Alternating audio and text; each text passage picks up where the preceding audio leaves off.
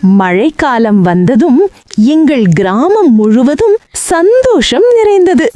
குழந்தைகள், பெரியவர்கள் எல்லாரும் மழையில் நனைந்து விளையாடினார்கள்.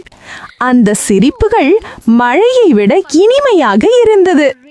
மழையோடு சேர்ந்து ஒற்றுமையும் வளர்ந்தது. எல்லாரும் சேர்ந்து செடிகளை நடவு செய்தோம். ஒவ்வொரு செடியும் நாளைய வாழ்க்கைக்கான நம்பிக்கையாக இருந்தது. மழை பொழியும் வயலில் விவசாயம் செழித்தது. மண்ணும் மனிதனும் மீண்டும் நண்பர்களானார்கள். வீணாக போகக்கூடாது என்பதற்காக மழை நீரை சேமித்து வைத்தோம். தாகம் தணிந்தது, மனமும் குளிர்ந்தது. இரவு நேரம் மழை பெய்யும் ஓசை மனதை தாலாட்டும் இசை போல இருந்தது. அந்த ஓசையோடு எல்லாரும் நன்கு தூங்கினார்கள்.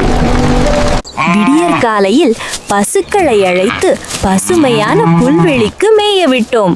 காலை காற்றும் பசுமையும் உயிருக்கு உற்சாகம் தந்தது.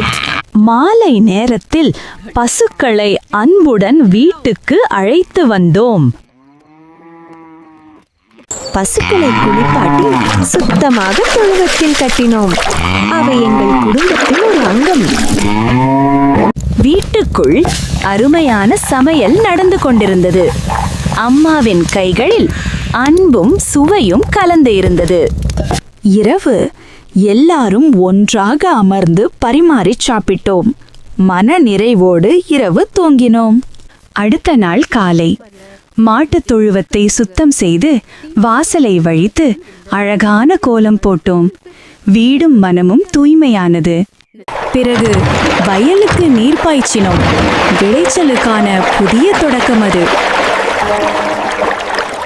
காய் தோட்டத்திலிருந்து புதிய காய்களை பறித்து வண்டியில் ஏற்றி சந்தைக்கு கொண்டு சென்று விற்பனை செய்தோம். உழைப்பின் பலன் முகங்களில் தெரிந்தது.